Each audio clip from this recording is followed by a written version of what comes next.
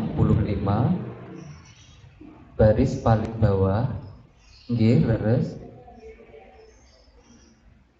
Qala al-mu'allif rahimahullah ta'ala wa nafa'ana bihi wa bi'ulumihi wa amadana bi asrarihi wa ada alaina bi barakatihi fid dharaini amin ya rabbal alamin.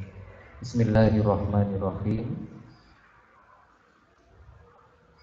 Wa qauluhu ta'ala, setelah sebelumnya kita membaca satu ayat yang bagian dari obat untuk menyembuhkan diri dari penyakit hati, senang mencerca, senang mencaci, senang menghina. Kita lanjutkan.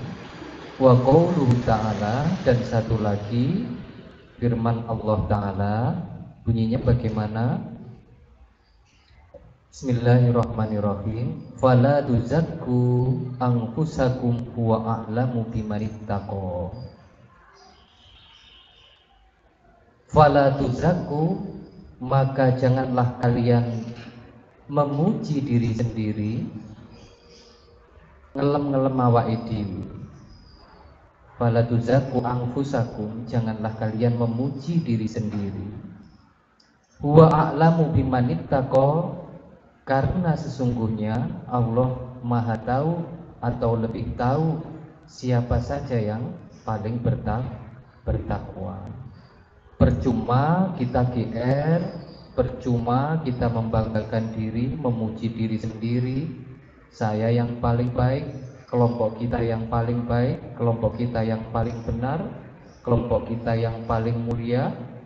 Pujian-pujian semacam itu sebenarnya nggak ngaruh apa-apa, karena sesungguhnya tetap saja Allah yang Maha tahu siapa yang paling bertakwa.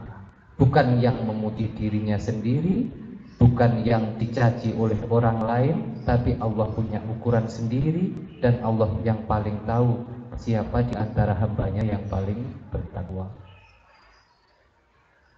Farubama kanal muhtaqor, terkadang orang yang dihina adharo qalban, ia lebih suci hatinya, indallahi, di hadapan Allah, wa aska, dan lebih suci juga, hampir sama ya.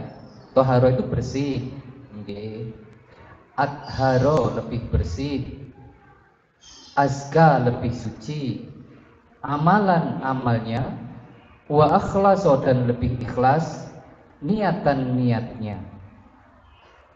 Kadangkala yang dicaci oleh kebanyakan kita ternyata meskipun rupanya, perbuatannya dipandang kasat mata kurang baik, sehingga mengundang keinginan kita, sifat buruk kita untuk menghina, merendahkan, dan lain sebagainya. Seringkali hal tersebut di luar dugaan kita. Ternyata di hadapan Allah hatinya lebih bersih, amalnya lebih suci, niatnya lebih ikhlas. Kamakila, sebagaimana yang didawuhkan, ada sebuah syair, la takhtakir fil alamina aqallahum falarubbama kanal hakir ajallahum. Janganlah mencaci di alam semesta ini golongan yang luwih sedikit atau minoritas. Falarubbama kanal hakir ajallahum, bisa jadi terkadang yang dihina itu adalah yang lebih agung atau lebih mulia. Wa yuqalu, dan dikatakan juga, innallaha, sesungguhnya Allah, akhfa, menyembunyikan. Siapa Allah? Saat menyembunyikan apa? Salah satun fi salah satin, salah satan fi salah satin, menyembunyikan tiga hal pada tiga hal yang lain. Apa yang disembunyikan oleh Allah? Waliyahu fi ibadihi, Allah menyembunyikan walinya di kalangan hamba-hambanya. Ulama dawuh, Setiap kali satu majelis itu berkumpul 40 orang atau lebih, salah satunya pasti ada waliullah atau kekasihnya Allah. Ini ada 40. Ada ini loh ya. Biar saya bisa bikin contoh, berarti salah satu di antara 40 ini ada waliullah. Ustaz Fuad mungkin, Ustaz Andi mungkin, dan lain sebagainya. Gak menutup kemungkinan bunda juga, kan wali itu kan gak harus cowok kan. Ya, wali gak harus laki-laki. Meskipun jumlahnya lebih besar wali yang laki-laki, nyatanya ketika ada wali perempuan seperti Robi'ah Al-Adawiyah, luar biasa banget. Sulit dicari tandingannya Robi'ah Al-Adawiyah, padahal beliau ini seorang perempuan. Jadi jangan berkecil hati. Panjenengan bunda-bunda ini sangat mungkin menjadi kekasih Allah seperti kekasih-kekasih lain yang telah dipilih oleh Allah. Syaratnya apa? Tinggal memantaskan diri untuk layak dicintai oleh Allah. Enggak sulit kan? Pengen jadi wali itu enggak sulit kan? Syaratnya cuma satu, memantaskan diri agar Allah cinta sama dia. Baru proses memantaskan dirinya itu yang agak sulit. Jadi Allah menyembunyikan wali di antara hamba-hambanya. Kenapa ini disampaikan? Agar kita lebih hati-hati lagi. Seringkali waliullah ini salah satu bentuk cara Allah menyembunyikan beliau para wali ini di tengah hamba-hambanya dengan menutupi kelebihannya. Kadang penampilannya seperti orang yang kita anggap tidak waras. Kadang penampilannya nyeleneh di luar kebiasaan. Kadang penampilannya tidak bisa diterima oleh logika kita, kelakuannya, pembicaraannya dan lain sebagainya.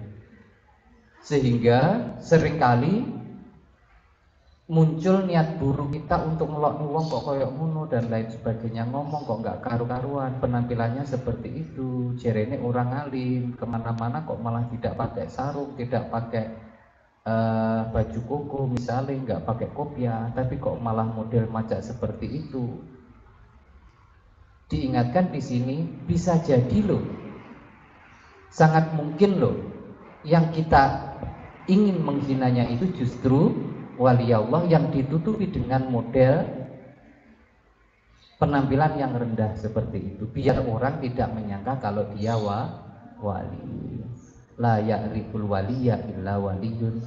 Tidak ada yang mengetahui seseorang itu wali kecuali para wali itu sendiri dan Allah.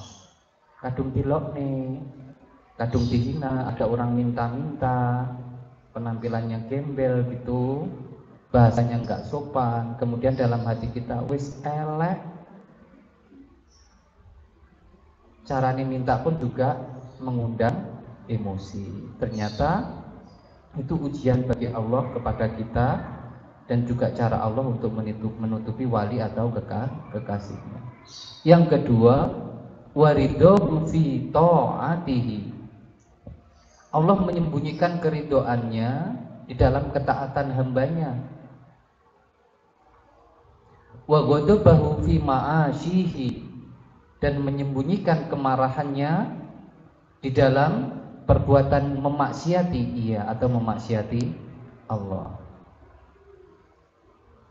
Diam-diam ketika seorang berperilaku taat kepada Allah, sadar atau tidak, di dalam ketaatan itu tersembunyi ridho Allah. Disitulah nanti tempat Allah menyimpan ridho-ridhonya itu.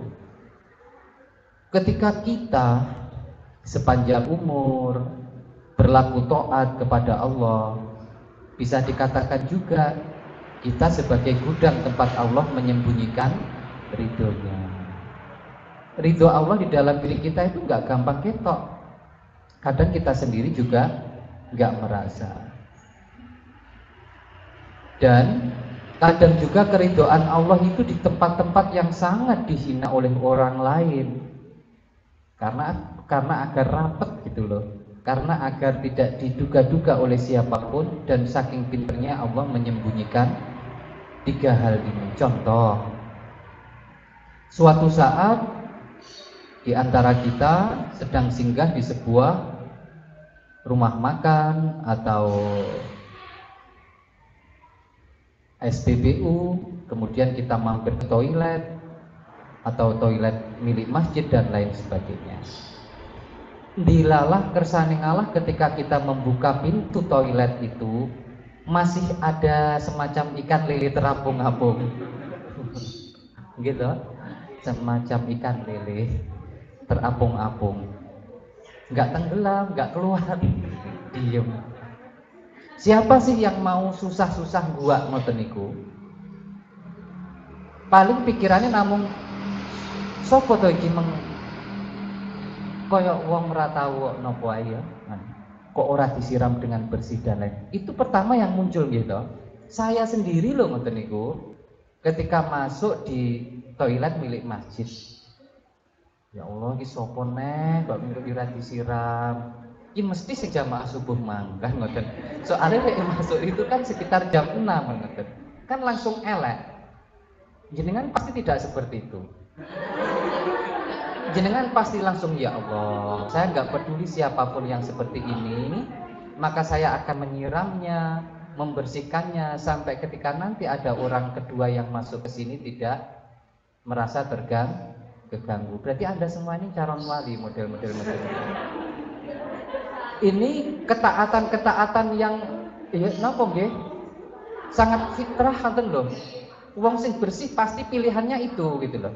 Orang kalau jiwanya bersih pasti pilihannya ngoten niku. Enggak ngurus siapa yang menggoreng lele di air tadi sehingga enggak mateng-mateng, enggak ngurus. Yang ia urus jangan sampai ada orang lain yang mengalami seperti saya. Masuk toilet ini tidak nyaman atau merasa terganggu, maka saya harus membersihkan. Pilihannya ngoten niku.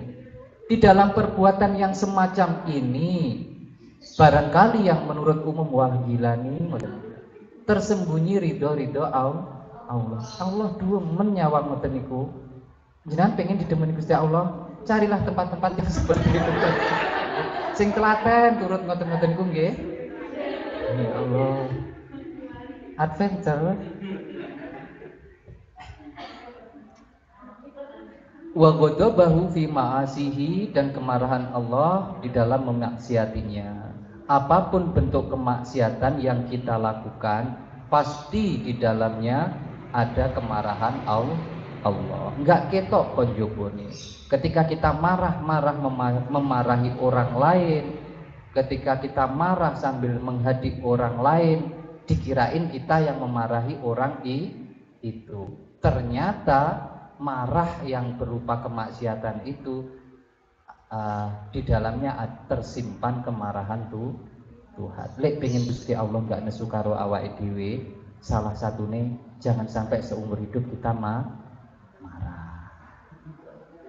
Ojo gampang nesunan nggih, lek enggak pengen Gusti Allah. Tapi bagus loh, saya sendiri pengen punya teman-teman sing enggak marah seumur hidup. Enggak bisa. Kalau enggak marah, kapan kita meminta maaf atas maksiat berupa kemarahan ini? Impun ngoten kemawon. Sing empun kita pernah marah tanpa terkendali, setelah tahu bahwa di dalam kemarahan itu Allah menyembunyikan di dalam kemaksiatan berupa salah satunya marah, Allah juga menyembunyikan kemarahan Allah. Lek ngoten awake dhewe harus menghindar dari hal-hal tersebut. Estu nggih nyuwun pangapunten pilihaken kawula matur kathah kekirangan kekirafan itu sementara kawula cekapi wa dumtum fil khairi wal barakati wan najah wal afu minkum wallahul muwaffiq ila aqwamit thoriq. Wassalamualaikum warahmatullahi wabarakatuh.